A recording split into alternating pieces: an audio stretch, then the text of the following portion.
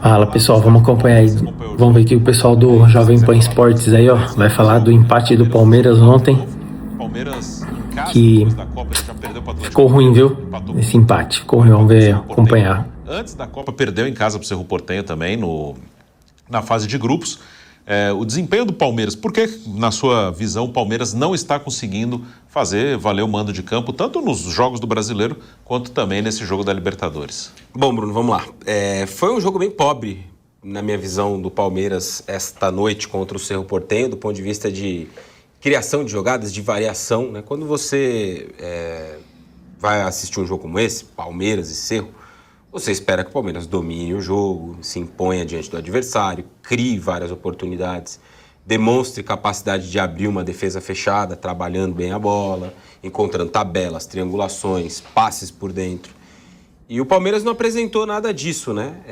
O Abel repetiu a formação com 3 zagueiros, hoje com Emiliano Martínez Barbosa e o Murilo. E essa formação ela se mostrou ineficaz no dia de hoje, né? E talvez um pouco desnecessária até. Porque o Ariel Holan espelha o Palmeiras, como ele espelharia se o Palmeiras jogasse de outra forma. Então, acho que nem a desculpa dá para dar de que jogamos com 3 zagueiros porque o adversário jogaria com 2 atacantes, o Cecílio Domingues e o Verratti de qualquer jeito. Não. Se o Palmeiras jogasse com uma dupla de zaga e 5 jogadores no meio campo, o Cerro Porteño teria 5 jogadores no meio campo. E até essa dos 3 zagueiros, assim, o Jair ele poderia ser usado até, ele podia fazer o híbrido ali, né? Se quando precisasse, ele já fez isso, de segurar como terceiro zagueiro, mas ao mesmo tempo você poderia trazê-lo para a lateral, mudar o sistema sem precisar alterar o time. Porque aí é um problema, né? E do estádio fica bastante visível, eu imagino que pela TV deu para ver também, que quando o Palmeiras vai sair jogando, ao invés de um dos 3 zagueiros conduzir o time em campo e levar para encontrar um passe que possa romper uma linha de marcação, levar o time à frente, isso não acontece, porque nenhum deles tem essa característica. O Murilo não é um bom zagueiro passador, o Barbosa não é um bom zagueiro passador e o Emiliano Martínez não é um bom zagueiro passador. Eles são zagueiros de força e de bom jogo aéreo. Duelos, choques, eles vão muito bem, proteger a entrada da área, mas eles não são jogadores de construção.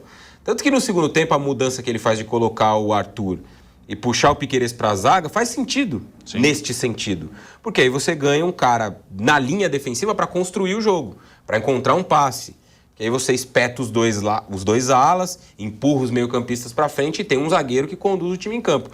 Nessa formação do primeiro tempo, para sair jogando, invariavelmente ele tinha que puxar o Marlon para trás. E já tinha 3, né? Já tinha 3. Então ele ficava numa primeira linha para construir o jogo com 4 jogadores. Contra um adversário que estava defendendo com 5 lá no fundo.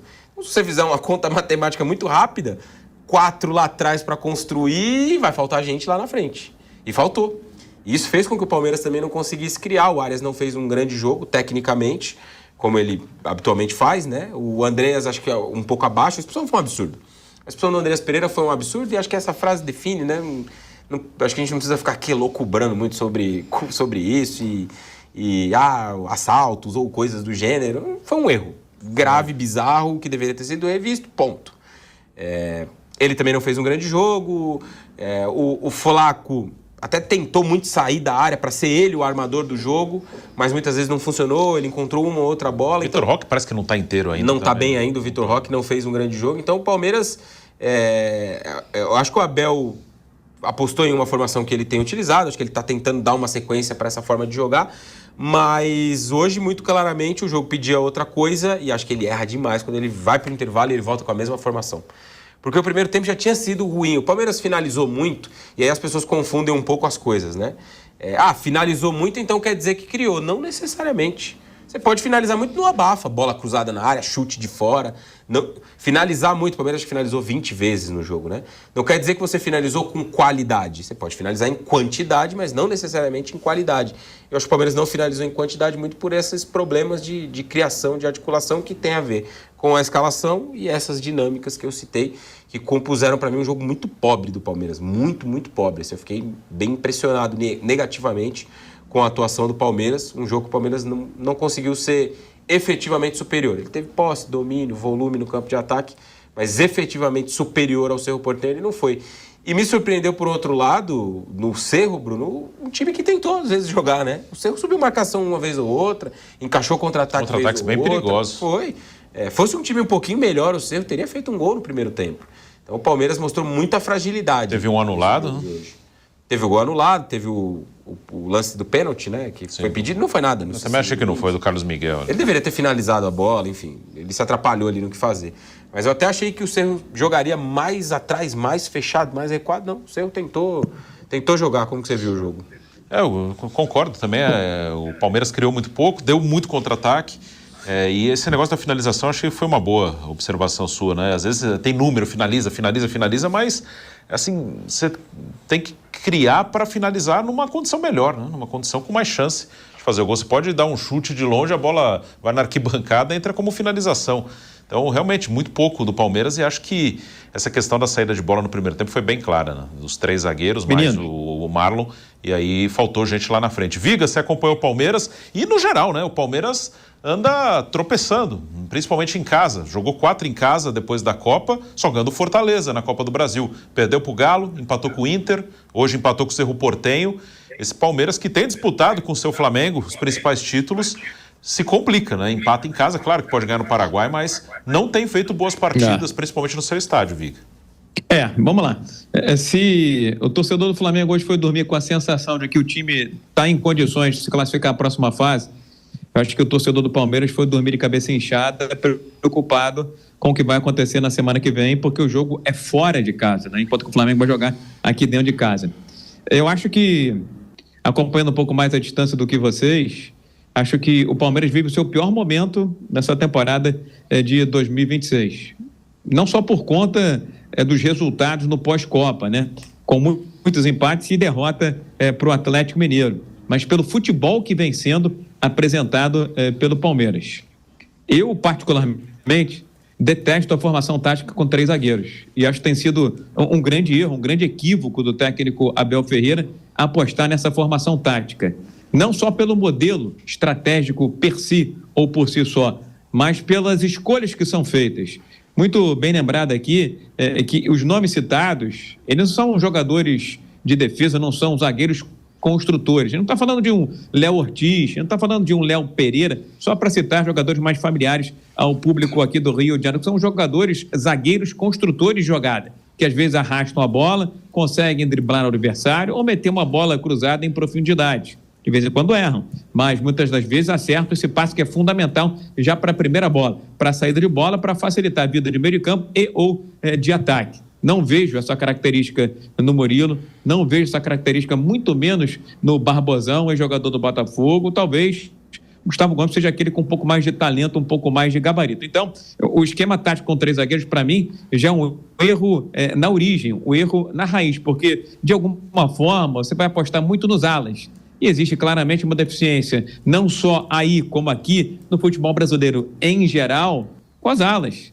O futebol brasileiro não consegue formar laterais, alas, e também não consegue contratar jogadores de tão alto nível assim, que o futebol internacional demonstra ser necessário.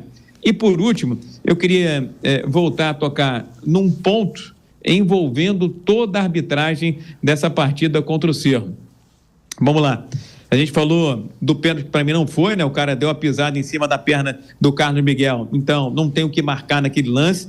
Do exagero, do excremento, da fertilização, até do artificial da arbitragem, né? Na expulsão do Andrés Pereira.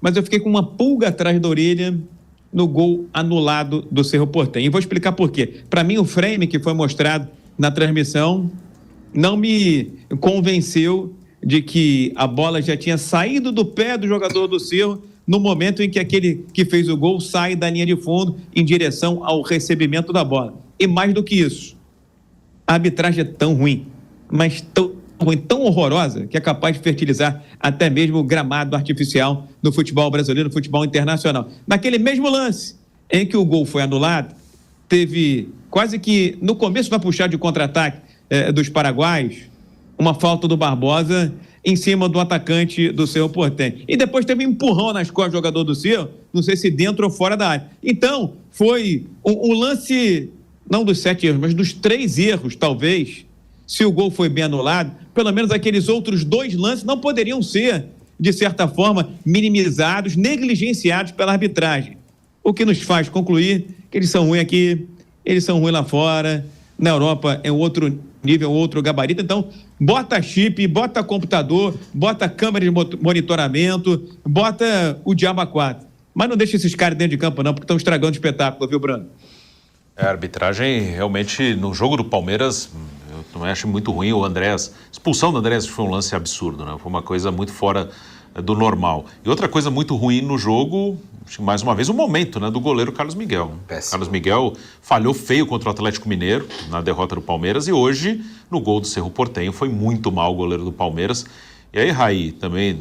A sorte dele é que o reserva é o Lomba, né, o Bruno? É isso, o Lomba, quando entrou ano passado, foi muito mal. O Lomba nunca foi um grande goleiro, e agora ele está muito mais velho. O Lomba já tem mais de 40 anos, né? O Lomba, quando entrou, foi muito mal. E até isso, né, com o Raí, depois com o Viga, sobre o Carlos Miguel, e uma questão também, eu estava falando durante a transmissão do jogo do Flamengo com o Nápoles, com o PH, cara, acho que não temos neste momento nenhum grande goleiro aqui no Brasil, né? Temos bons goleiros, mas assim, nenhum goleiro grande, até no momento que fala assim, a seleção começa um novo ciclo, vai renovar. Na Copa foram os 3 goleiros da última Copa, o Alisson, o Ederson e o Everton. Sim. E o Ederson, muito abaixo do que já jogou, o Everton também. O Fábio ainda é o melhor de todos, Bruno, com 40 e tantos. 45 anos. Eu acho que é o mais regular. Eu queria que você falasse, Raí, do Carlos Miguel e no geral, né? Que o Hugo também oscila muito, o Rafael no São Paulo. Assim, não vejo nenhum grande goleiro nesse momento no futebol brasileiro. Não tem. Basicamente não tem. O futebol brasileiro vive uma safra complicada de goleiros, né? Por isso que quando muita gente fala sobre o Alisson na seleção brasileira, eu muitas vezes discordo, né? Sim, ele é o melhor ainda. Ele continua sendo melhor. Não, faltam opções. O Brasil vai precisar trabalhar aí, né? O Ancelotti, seus pares e tal, nos próximos anos para tentar encontrar goleiros, possibilidades, né? Eu até acho que o Carlos Miguel é um goleiro que tem potencial, mas, assim, essas últimas semanas dele são bem difíceis de relacionar o nome dele à seleção brasileira, né? O cara tá falhando um jogo atrás do outro. Mas acho que ele já mostrou qualidades, né? Para quem sabe brigar mais adiante aí, quando se recuperar, quando voltar a ter um bom nível. Porque ele também é um goleiro que jogou muito pouco, né? Ao longo da carreira toda dele. Ele jogou muito pouco no Corinthians, ele jogou quase nada no Nottingham Forest. E agora no Palmeiras, né? Talvez o Palmeiras vai ser o primeiro clube da carreira do Carlos Miguel que ele vai ter uma sequência de jogos, de campeonatos, de temporadas. Ele é um goleiro para muitos anos. E chama a atenção o tamanho dele, né? A envergadura. Então você olha para um cara como ele e fala, pô, esse aqui pode ser um grandíssimo goleiro, né? E já teve bons momentos. Já teve bons momentos. Então, eu acho que ele é um cara que tem perspectiva no futuro, mas vai precisar se recuperar, porque agora o momento é péssimo. Tem o John, né? Ex-goleiro do Botafogo, que lá no Nottingham Forest teve bons momentos na temporada passada, titular e tudo mais. Ele teve uma lesão também séria, mais na reta final da temporada, chegou a estar no radar do Ancelotti. E tem o Bento também, né? Que também fez uma temporada passada muito, muito ruim pelo Al Nassr. Vai começar agora, amanhã começa a temporada do futebol saudita. E vamos ver como ele vai reagir, né, a essa temporada, como vai ser o desempenho dele. É uma temporada que ele chega depois de não ter jogado a Copa do Mundo, né? Ele participou do ciclo inteiro, acho que ele foi um dos jogadores com mais convocações, sim, aliás. O Ancelotti ele tinha ido em todas. E na lista final ele acabou ficando de fora, mas é um momento, de fato, de atenção, né, em relação a goleiros. O Brasil, nesse momento, não tem nenhum goleiro que você olha e fala, esse aqui é o goleiro da Copa do Mundo. Ainda bem que faltam 4 anos. Falta bastante. Tem 2 na Europa que ainda também não jogam tanto. Tem o Luiz Júnior no Villarreal, o Cauã lá no Eintracht Frankfurt, mas nenhum dos dois assim também fez até agora nada que chamasse atenção. Você vê algum bom goleiro aí, Viga, aqui no Brasil, para um futuro próximo? Que realmente eu não consigo enxergar assim, um goleiro regular. Joga o Fábio com 45 anos, acho que é o mais regular, mas fora isso, é um goleiro assim, pensando num futuro próximo. Aquele menino do Coritiba, Bruno, que se machucou, ele é muito bom goleiro. Pedro Morisco. Esse é muito bom goleiro. Se for bem talhado, bem trabalhado, se pegar um time de ponta, sem querer desmerecer o Coritiba, mas pegar um time do eixo Rio-São Paulo, tiver mais testes, for mais colocado à prova, sem dúvida alguma, vai ser um goleiro de nível de seleção brasileira. Falando muito bem do Léo Manete, né, que teve com a seleção brasileira aqui na Granja Comaria, na Copa do Mundo, lá como 4º goleiro, mas ainda precisa um pouco mais de casca, precisa um pouco mais de quilometragem. Agora, voltando a falar do Carlos Miguel, a impressão que eu tenho é que ele está nitidamente inseguro. E essa insegurança vem sendo demonstrada frequentemente ao longo da partida. Em algum momento, é o único jogador que não pode falhar, né? Porque quando falha, eventualmente pode causar um prejuízo para o seu time, é justamente o goleiro. E ainda tenho mais a seguinte impressão, viu, o meu caro Bruno, aí, ouvinte espectador da internet, esse canelado. O Carlos Miguel não era o goleiro dos sonhos, não era o goleiro do desejo, não era o goleiro almejado pelo Palmeiras. Acho que o goleiro que o Palmeiras sonhou e desejou foi o John, aquele que agarrou aqui no Botafogo. Fez investidas, fez propostas, mas o negócio não andou. O John ficou lá fora e está construindo a sua carreira internacional lá no Velho Continente. E aí, algum gênio deve ter dito, vamos procurar um goleiro com as mesmas características de amplitude, de envergadura, com uma altura enorme. Acho até que o Carlos Miguel, ele sofre, no bom sentido, né, por ser grande demais. Isso traz limitações e dificuldades, principalmente nas bolas embaixo, nas bolas rasteiras, porque ele é um jogador muito grande. E o John era um pouquinho menor do que ele e muito mais classificado, muito mais gabaritado do que o Carlos Miguel. Então, o grande problema é que o Palmeiras olha para o banco de reservas e vê o Lomba, que deve estar cheio de dor lombar, né, meu caro Bruno, por conta da idade avançada. Desculpa aí o trocadilho. Então, eu não sei se vão contratar alguém. Goleiro não é algo fácil de se encontrar no mercado, não é fácil de você adaptar, mas tem que ter uma conversa com esse rapaz para mexer com a cabeça dele, para ver se ele consegue entrar nos eixos, porque nitidamente eu vejo ele entrando nas partidas bastante inseguro, já com medo de errar. E o goleiro com medo de errar, ele transmite insegurança para todo o time, principalmente para o sistema defensivo, que quando olha lá para trás e vê, nosso goleiro não está muito firme, não está muito seguro, acaba tendo que tomar decisões ou atitudes, às vezes, prejudiciais para o coletivo, viu, Bruno? Sim, goleiro é uma posição